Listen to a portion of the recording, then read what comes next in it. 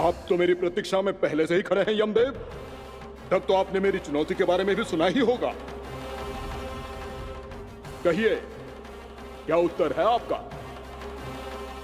मेरा स्वागत करके अपना राज्य त्यागेंगे या मेरा सामना करके अपने प्राण? हे असुर श्रेष्ठ, मैं आपकी अधीनता स्वीकार करने के लिए तैयार हूं। बस एक विनती है मेरी। शर्त को विनती का नाम देकर बहलाना चाहते हो मुझे यमराज? असुर राज मूरा के सामने शर्त रख पाओ, इतना सामर्थ्य नहीं है तुम में। इसका आभास है मुझे असुरराज, पर मैं आपकी अधीनता स्वीकार करूं इससे पहले आपको स्वामी धर्म का पालन करना होगा।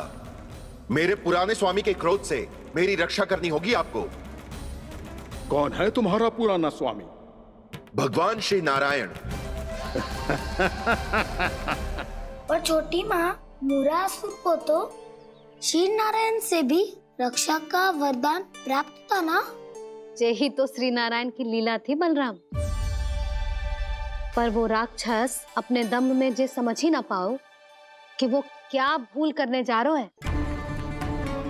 अब पहुंच गो भगवान श्री नारायण को चुनौती देने के लिए।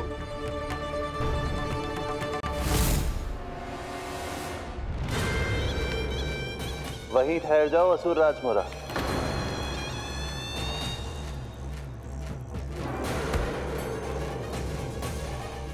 यहाँ क्यों आए?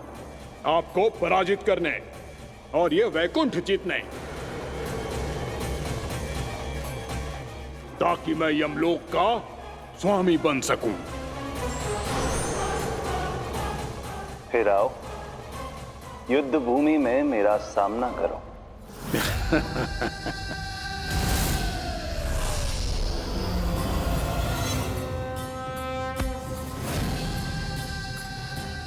ये नहीं जानते कि इनसे ना हारने का वरदान तो मैं पहले ही प्राप्त कर चुका हूं। इसलिए युद्ध ठीक से आरंभ हो पाए उससे पहले ही इन्हें जीत लूंगा मैं।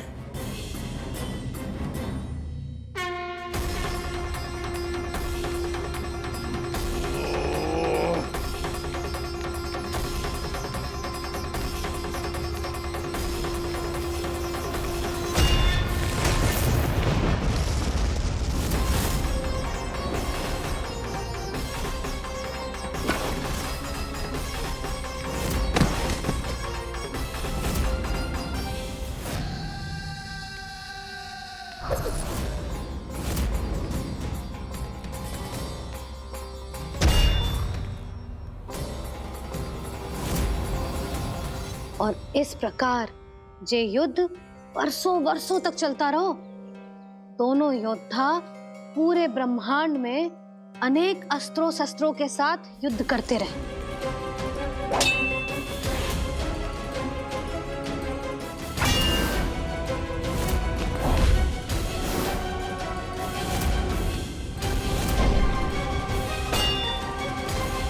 फिर क्या हुआ मैया?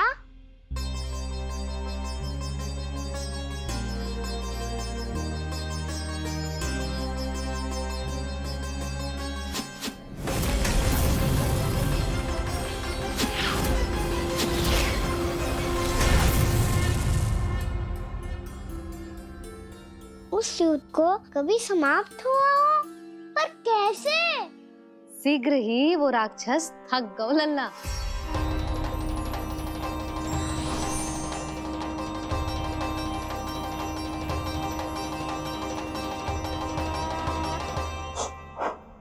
खड़े खड़े देख क्या रहे हैं नारायण? आक्रमण कीजिए, वध कर दीजिए मेरा।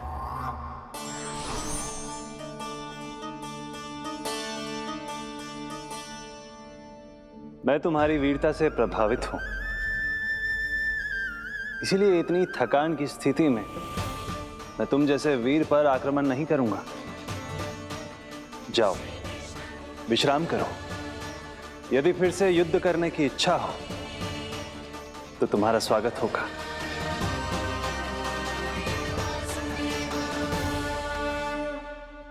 जे कह के श्री नारायण बद्रिका आश्रम चले गए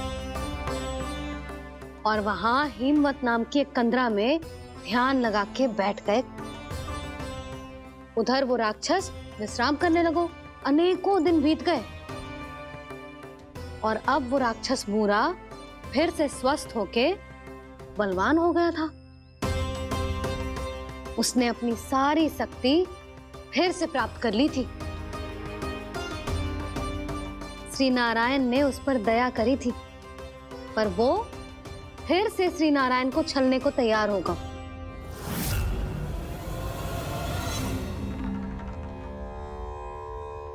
ध्यान में बैठे बैठे श्री नारायण योग निद्रा में चले गए, पर दुष्ट मूरा इसी अवसर का लाभ उठा के उनकी कंदरा में घुस आयो, ताकि वो सोते हुए श्री नारायण पे आक्रमण कर सके।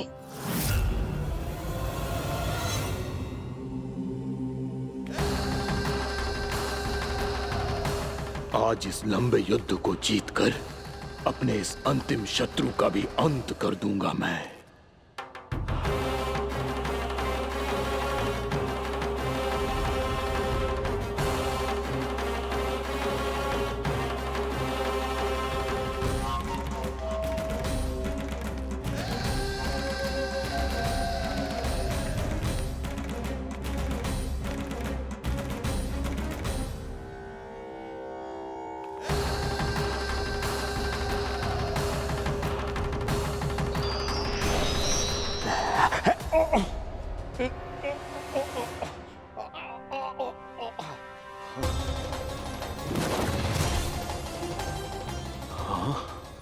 दुष्ट राक्षस, प्रभु ने तुझ पर दया की, तुझे संभलने का अवसर दिया। तू इन्हीं पर ही छल से वार करने चला है।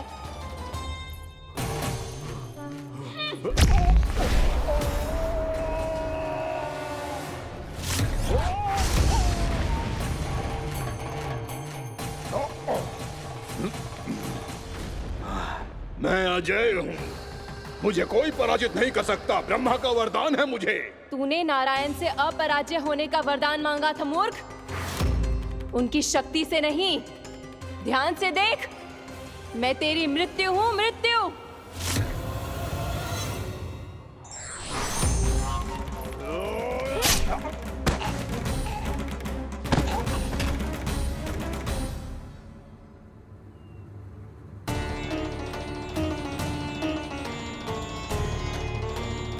वो देवी कौन थी छोटी माँ? और कौन बलराम, वही तो थी देवी एकादशी।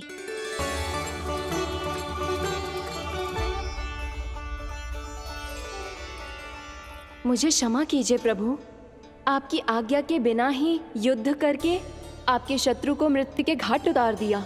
क्षमा नहीं, आपकी तो प्रशंसा होनी चाहिए देवी। असुर राज को मारकर आपने सभी देवताओं को मुक्त करवाया है। इस पापी के अहंकार से तीनों लोकों की रक्षा की है आपने।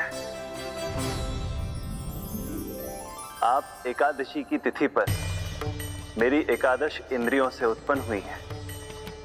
इसीलिए मेरे सभी भक्त आपको उत्पन्न एकादशी के नाम से जानेंगे। सभी तिथियों में आपका स्थान सर्वश्रेष्ठ होगा। जिस तरह आपने राक्षस के आक्रमण से मेरी रक्षा की है, उसी प्रकार एकादशी के दिन व्रत करके जो भी भक्त आपकी कथा सुनेगा, मैं स्वयं उसकी रक्षा करूंगा। जो आपकी पूजा करेगा, उसे मेरी विशेष कृपा प्राप्त होगी और उसके साथ साथ उसे मिलेगा धन, सिद्धि और मोक्ष।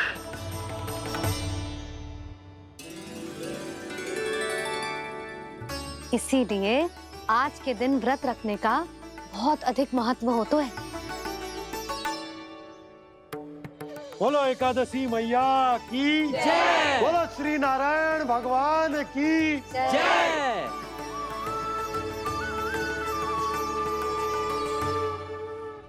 प्रभु की कृपा से एकादशी का महत्व भी पता चल गो और मेरा व्रत भी सफल हो गो। अब भी नहीं भूला राम, एकादशी का व्रत पूरी तरह तभी सफल होता है जब द्वादशी के दिन उसे पूरा किया जाता है।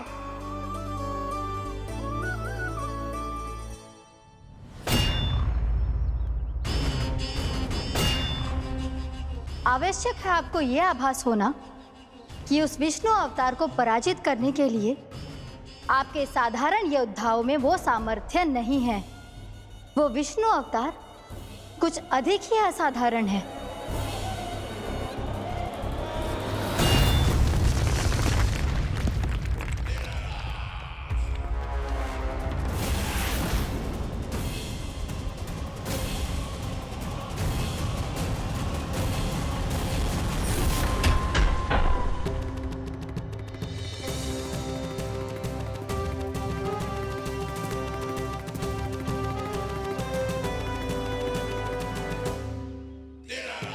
अब मैं दिखाऊंगा उस विष्णु अवतार को असाधारण शत्रु क्या होता है।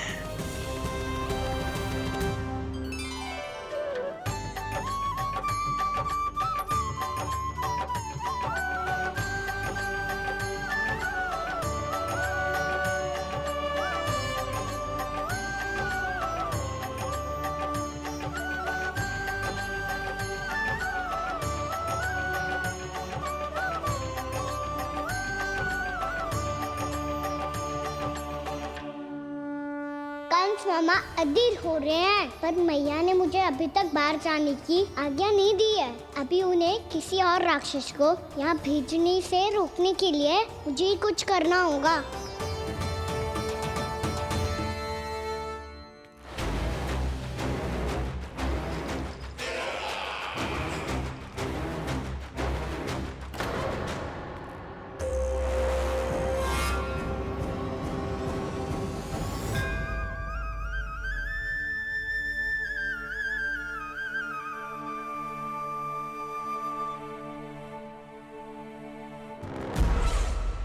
कौन हो तुम?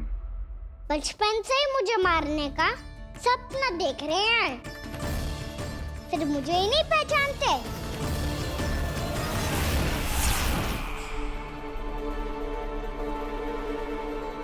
बचपन से विष्णु अवतार। कोई कान्हा बुलाता है तो कोई मुरलीधर पुकारता है, कोई माखन चोर कहता है, कोई कहता है चिच्चोर। पर विष्णु अवतार इस नाम से तो बस आप ही मुझे बुलाते हो मामा जी। इतना साहस, ये तो यहाँ आ गया है।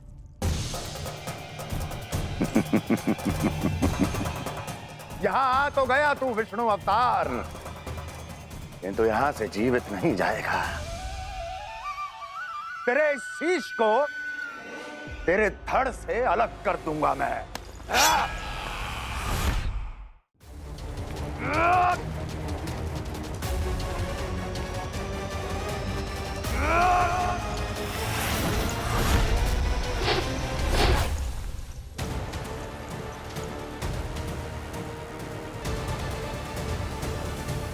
वहाँ कहाँ देख रहे हो मामा जी?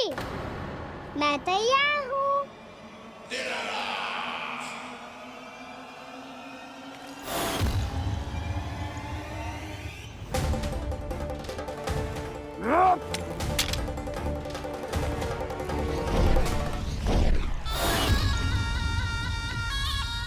मामा जी, आप सदैव इसी तरह क्रोध में रहते हो क्या?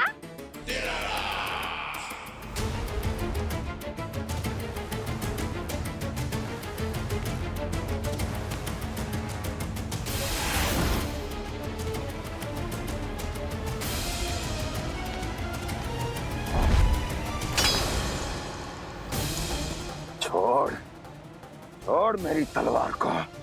छोड़ो तो तब जब पकड़ा हूँ।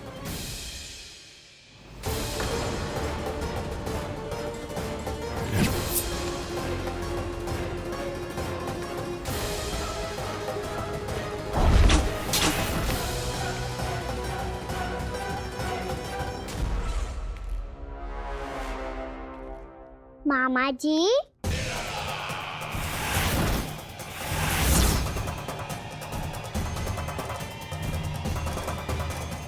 आप थक गए होंगे, थोड़ा विश्राम कर लो। आपका तो पता नहीं, मैं अवश्य थक गया हूँ।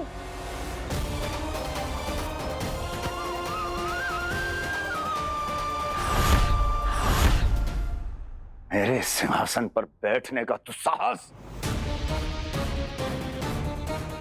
अभी तो बस अभ्यास कर रहा था मामा जी। भविष्य में मुझे तो बैठना है यहाँ। आपने बल प्रयोग करके से अपने पिताजी से छीना था, मैं आज छीन लूंगा। जो छल और बल से लिया जाए वो अधिक समय तक टिकता नहीं है मामा जी।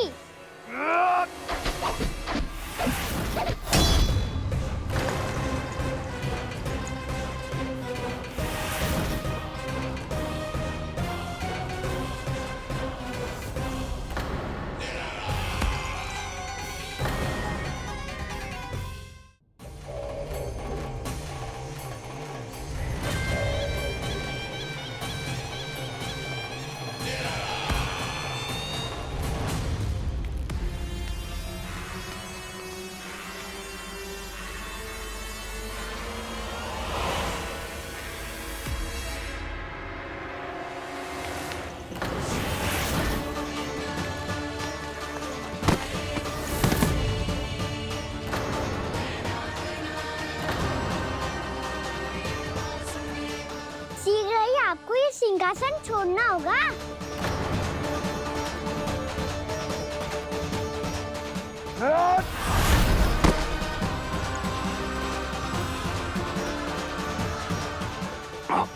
वो मेरा सिंहासन छीनना चाहता।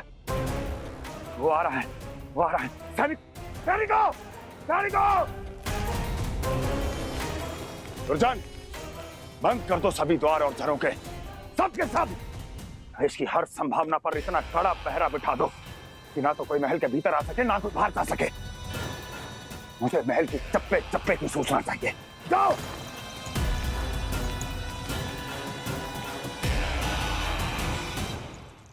सिंहासन।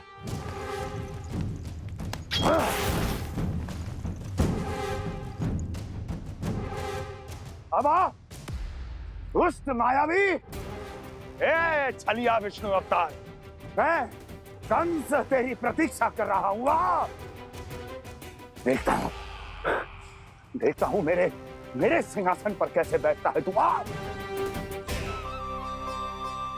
मुझे तो बस कुछ समय चाहिए था, वो मिल गया। अब करते रहिए आप प्रतीक्षा।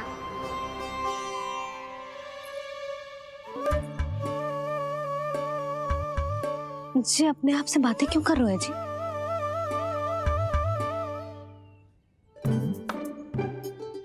आप मुस्कुरा क्यों रहे हो?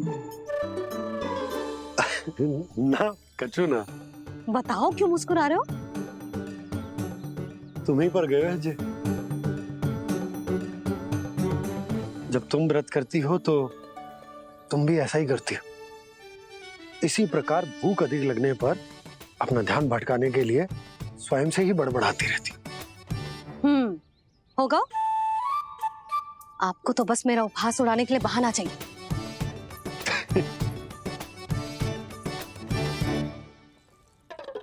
लल्ला, भूख लगी है? ना मैया, व्रत करे तो भूख कैसे लगेगी?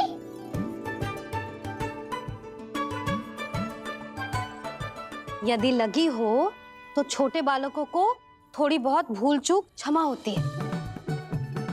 कछु ना तो फल तो तू खा ही सकते है। अब तो पूरे नियम और विधि विधान से व्रत तोड़ूंगा।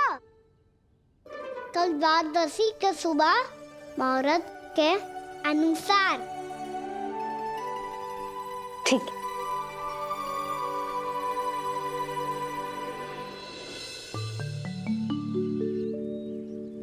लल्ला, एकादशी समाप्त हो गई है, द्वादशी लग गई है। अब तू व्रत तोड़ सकते है। भोजन कर ले। ले।